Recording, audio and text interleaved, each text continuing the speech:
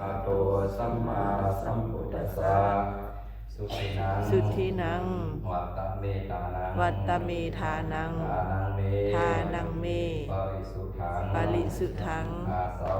อาสาวะขยาวหังขยาวหังวัตตะนิพพานะ วัตตนิพพานะ สังคตังโหตุ สังคตังโหตุ อนาคเตกาเล อนาคเตกาเล วัตถุทาน ที่พวกขน่อยทั้งหลายได้ให้ท่านนี้แล้ว ขอจงเป็นวัตถุทานอันบริสุทธิ์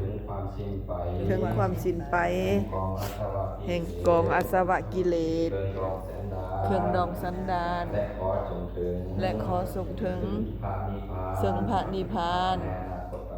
ในอนาคตการอันจะมาเบื้องหน้านันเดก็ขาเถิดอิมานิมะยังพันเตจตุปัจจญานิสัปปริวารานิ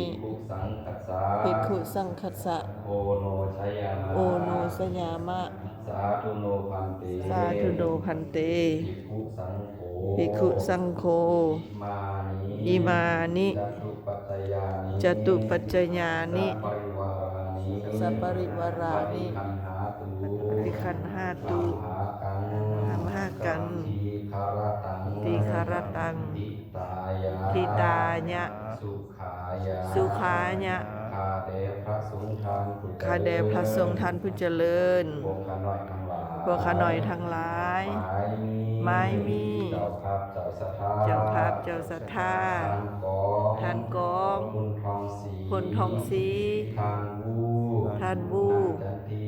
นางจันทิพย์พร้อมโดยครอบครัว ท่านโดยจนครัวนางสุนทรพลทองศรีท่านจรพลทองศรี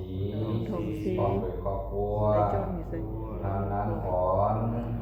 พลทองศรี พลทองศรี พร้อมโดยครอบครัว พร้อมโดยครอบครัว พร้อมโดยญาติพี่น้อง และพร้อมโดยญาติพี่น้อง จากทางไกลทางไกล ที่มาทางไกลทางไกลขอน้อมถวายจตุปัจจัยและเครื่องบริวารทั้งหลายเหล่านี้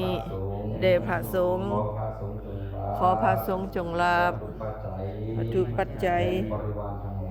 และบริวารทั้งหลายเหล่านี้เพื่อจะขออุทิศส่วนบุญกุศลนี้ให้ไปฮอดไปถึงซึ่งดวงวิญญาณยาแม่อุ่นพลทองศรีที่ได้ล่วงลับไปแล้วนั้นขอจงได้มารับเอาถ้าตกที่ยากดวงวิญญาณได้ตกที่ทุกข์ถ้าขอพ้นจากทุกข์ถ้าถึงสุขแล้วขอสุขยิ่งขึ้นไปตามตัวเท้าเข้าสู่พระนิพพานนั่นได้ก็ขาเทินเข้าสู่ในคตการที่จะมาเบื้องหน้านั้นเทินสาธุสาธุสาธุอามีเรียนหลังจากครับคารวะของท่านอินาวาจานาวจิตสาวะพุทธิสุเทบุกมะกะกะตังมายาติคิวพุทโธปฏิคันหาตุอาจายันตังตะลันตะเลสังวาริตุงวะพุทเทกายเยนวาจานาวเจตสาวะธัมเมปุกมังปะกะตังมายายังธัมโมปฏิคันหาตุอาจายันตังตะลันตะเลสังวาริตุงธัมเมกายเยนวาจานวเจตสาวะสังเคปุกมังปะกะตังมายายังสังโฆปฏิคันหาตุอาจายันตังตะลันตะเลสังวาริตุงวสังเค